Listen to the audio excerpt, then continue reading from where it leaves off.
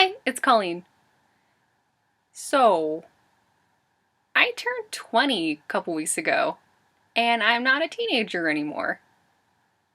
So, while that new flavor of panic attack sets in, I'm going to be showing you my first ever book haul, my birthday book haul. Couldn't have gone better. Uh, and I'm going to be taking my TBR jar for a spin.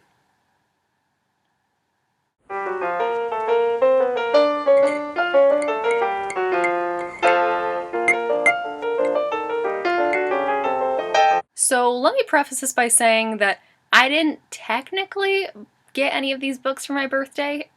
Well, I bought them all with birthday money.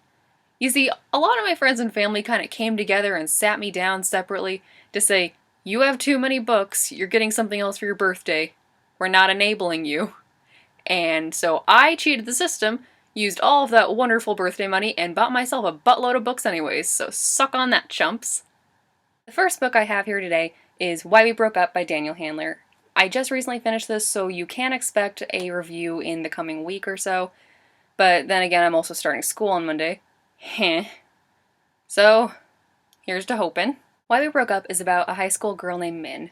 She's kind of a hipster, she's very much movie obsessed, mostly classic films. The whole book is written as a post-breakup letter to Min's ex-boyfriend Ed. I really enjoyed this book, and there's not really a lot I can say about it without giving too much away. But I will say that it has these beautiful watercolor illustrations. Eh? Ah. Please tell me you're drooling too. The next book I have is The Book Thief by Markus Zusak. I've already read this probably 4 or 5 times, and I love it. The Book Thief is set in Nazi Germany and follows the story of this little girl named Liesel. She's recently been adopted by this nice older German couple who've never been able to have kids. Oh, it's just the most beautiful story. It's how she learns to read. She makes friends with the sweetest, most wonderful neighbor boy, Rudy. They take in a Jewish runaway while evading the Nazi police. But what's interesting about this book is that it's not told from Liesel's point of view. The whole story is told through Death's point of view. He's the narrator, and you get his perspective on things, and you actually see some of his emotion bleed through. I read this for the first time years ago when I was in 8th grade, and it's safe to say that this is remaining on my list of all-time favorites. Next, I have More Than This by Patrick Ness. Originally, I'd heard about this book floating around the booktubes, and I just had to pick it up after hearing the little book owl rave about it in her review, which I will link to in the description. It's centered around this boy named Seth, who dies pretty violently in the beginning of the story through drowning. He wakes up naked, bruised, alone in this blank room, and he realizes he's dead. And now he has to navigate the afterlife. I have yet to read this book, but I am so excited to. I've heard that it's a lot like The Lovely Bones, which I adored. While The Lovely Bones centered mainly on those left behind by the main character's death, I hope that this book is a little bit more introspective and explores the afterlife a bit more, especially since Seth is a gay character, which I haven't seen a lot of in popular fiction. I really do think that we need more LGBT characters in popular fiction today, where it doesn't focus solely on their coming out. Next, I have A Monster Calls by Patrick Ness. This one I found in my Goodreads suggestions right after I'd looked up Why We Broke Up. I am such a sucker for a book with beautiful illustrations, or just illustrations in general. I mean, come on. All these are done in, I believe it's graphite. The story is set in present-day England and it follows the story of this boy named Connor, whose mother has a terminal cancer and he's having an awful time with it. And every night he's visited by this monster who tells him stories.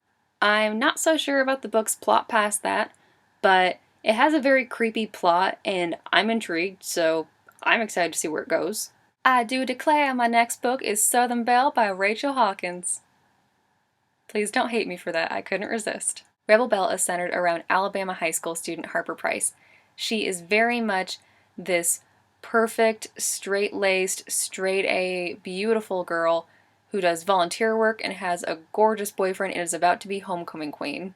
So through a series of very strange and silly events, she is turned into this race of warrior known as a paladin, where she has to guard this mystery character while still trying to maintain a normal life. So think Buffy the Vampire Slayer, but Southern Belle. I like this little blurb right here. A lady never starts a fight, but she'll finish it. And finally, I have this gorgeous little chunker right here, and it is The Diviners by Libba Bray. I believe the story is set in the 1920s, and it centers around this girl named Evie. She's a bit of a troublemaker and gets shipped off by her parents to live with her Uncle Will in New York, who runs a museum centered around the occult and witchcraft and all that fun stuff. So while Evie is adjusting to her new life in New York, she has to keep the secret that she has a supernatural power of her own. As if that wasn't enough to deal with already, there is this string of gruesome, occult-centered murders happening across the city, and she has to make the decision of whether or not to use her power to help catch the killer. This whole book is like 600 pages or something crazy like that. That's like a whole Harry Potter book, and it's only the first one in a series. The second one comes out this fall, and I'm expecting a very epic book. Look at them. Ah, they're so big and pretty. Ah! Okay, real quick before you go, I want to try out my TBR jar for the first time. I feel like Effie Trinket.